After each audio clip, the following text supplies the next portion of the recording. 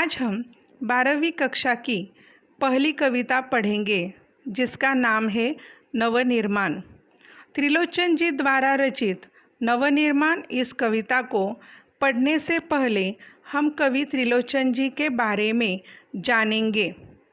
हिंदी के वरिष्ठ कवि और साहित्यकार त्रिलोचन जी का वास्तविक नाम वासुदेव सिंह है। इनका जन्म 20 अगस्त 1917 को उत्तर प्रदेश के सुल्तानपुर ज़िले के कटघरा चिरानी पट्टी में हुआ। इनका जन्म एक मध्यम वर्गीय किसान परिवार में हुआ। इन्हें पढ़ने की अत्यधिक लालसा थी, इसलिए वे शिक्षा प्राप्त करने के लिए अपने परिवार से दूर रहे। वे हिंदी, अंग्रेज़ी, संस्कृत, उर्दू, अरबी और फारसी भाषा के ज्ञाता थे, लेकिन उन्होंने काव्य लेखन अपनी मातृभाषा हिंदी में किया है। हिंदी साहित्य क्षेत्र में किए हुए कार्य के कारण इन्हें अनेक पुरस्कार प्राप्त हुए थे, जैसे कि साहित्यिक अकादमी पुरस्कार, हिंदी अकादमी पुरस्कार और मैथिली शरण गुप्त पुरस्कार। इनकी प्रमुख कृतियाँ हैं धरती, दिगंत, गुलाब और बुलबुल। ऐसे महान कवि की मृत्यु 9 दिसंबर 2007 में हुई।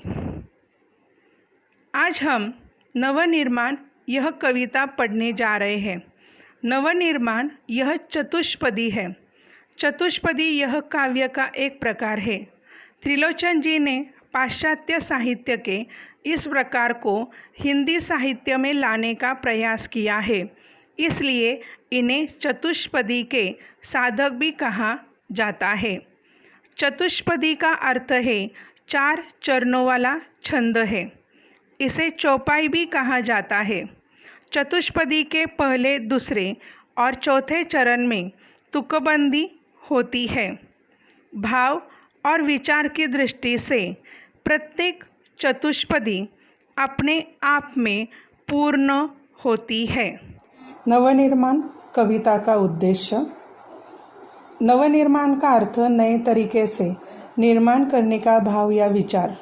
यह कह सकते हैं नवनिर्माण, नव विचार, अर्थात कवि हमें इस कविता के द्वारा नवनिर्माण के लिए प्रेरित कर रहे हैं, आशावादी बनने की प्रेरणा दे रहे हैं। संघर्ष करना अनिवार्य है। संघर्ष करके संकट दूर करने की प्रेरणा देते हैं। अन्याय, अत्याचार, विषमता और निर्बलता पर विजय पाना है। बल और साहस का एकत्रित प्रयोग करना है। पीड़ितों को बचाने के लिए और न्याय दिलाने के लिए बल का प्रयोग करना है। समाज में समानता, स्वतंत्रता तथा मानवता स्थापित करना जीवन का उद्देश्य होना चाहिए। यह कवि हमें कविता के माध्यम से बताते हैं। अब हम पद्यानुसार कविता का अर्थ देखते हैं। पहला पद्य। तुमने विश्वास दिया है मुझको, मन का उच्छ्वास दिया है मुझको, मैं इसे धरती पर संभालूंगा, तुमने आकाश दिया है मुझको। यहाँ पर कवि बताते हैं कि इस दुनिया में ईश्वर नाम की कोई शक्ति हो सकती है जो मनुष्य को खिलौने के समान नचाती है, धरती पर परिवर्तन करती रहती है। उस शक्ति को संबोधित करते हुए कवि कहते हैं कि तुमने मुझे विश्वास दिया है, मेरे मन को प्रोत्साहन दिया है। यहाँ उच्छ्वास का अर्थ है श्वास। प्रतीकात्मक अर्थ है जीवन, मतलब जीने की प्रेरणा। कवि कहते हैं कि इस धरती पर मुझे जन्म दिया है, मुझे अवतरित किया है। इतना ही नहीं तो इस धरती पर मेरे जीवन के लक्ष्य के लिए एक विशाल आकाश के समान क्षेत्र निर्माण कर दिया है। कवि कहते हैं कि अपना लक्ष्य प्राप्त करने के लिए मनुष्य को आगे बढ़ना चाहिए। यहाँ विश्वास प्रोत्साहन, धरती यह सुअवसर प्राप्त हुए हैं, उसका लाभ उठाकर हमें आगे बढ़ना चाहिए। पद्य दूसरा। सूत्र वह तोड़ नहीं सकते हैं, तोड़कर जोड़ नहीं सकते हैं। व्योम में जाए, कहीं भी उड़ जाए, भूमि को छोड़ नहीं सकते हैं।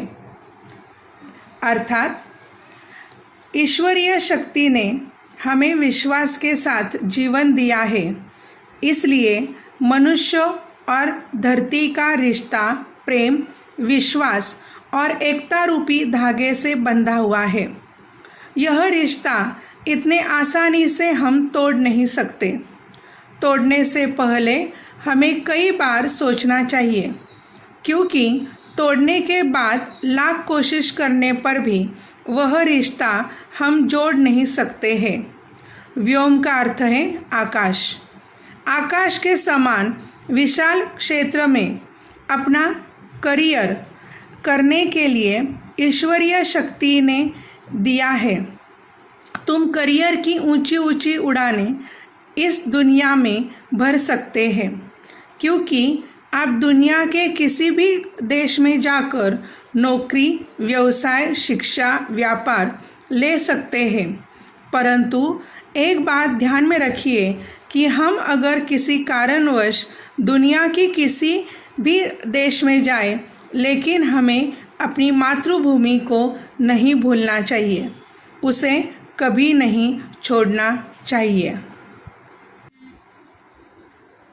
तीसरा पद्य।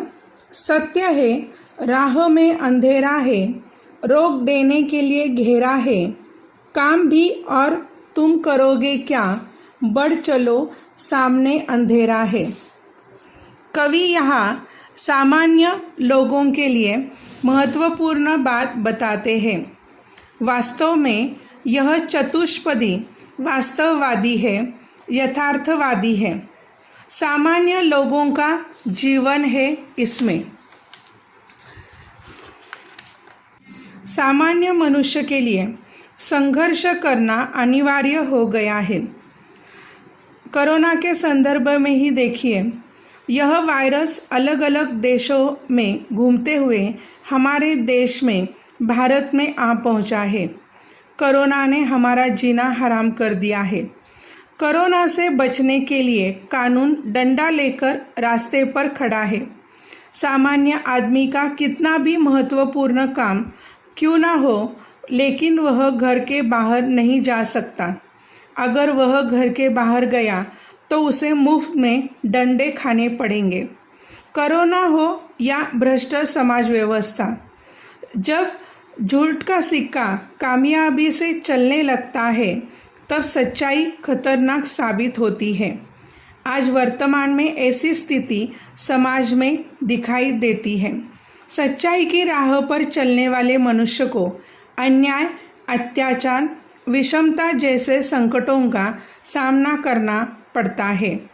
यह संकट चारों ओर से घेर लेते हैं। ऐसे में मनुष्य भ्रमित हो जाता है। ऐसी स्थिति के लिए कवि कहते हैं कि जब चारों ओर से संकट घर घेर लेता है, तब हमारे सामने कोई दूसरा काम नहीं होता, तब हमें संकट का सामना करना ही पड़ता है। कवि कहते हैं कि ऐसी स्थिति से घबराकर हमें राह में बैठना नहीं चाहिए, बल्कि संकटों का सामना करते हुए आगे बढ़ते रहना चाहिए। जो मनुष्य संकटों से संघर्ष करके आगे बढ़ता है, उसे सफलता मिलती है। इसलिए मनुष्य को आशावादी रहना चाहिए। पद्य 4। बल नहीं होता सताने के लिए, यह है पीड़ित को बचाने के लिए। बल मिला है तो बल बनो सबके, उठ पड़ो न्याय दिलाने के लिए। इन पंक्तियों के द्वारा कवि ने महत्वपूर्ण संदेश दिया है।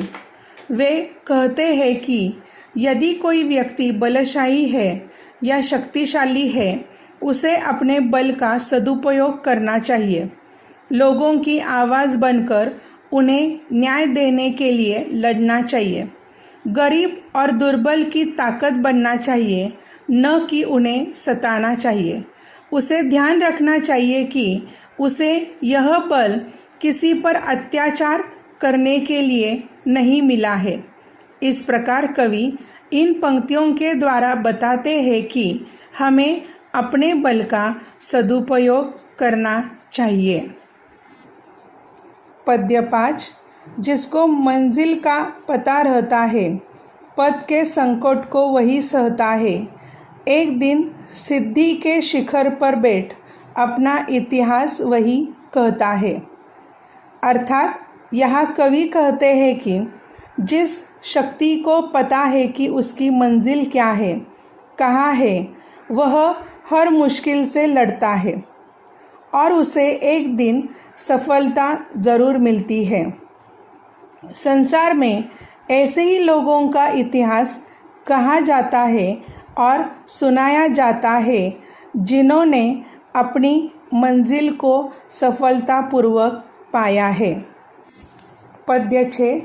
प्रीति की राह पर चले आओ, नीति की राह पर चले आओ, यह तुम्हारी ही नहीं सबकी है, गीति की राह पर चले आओ।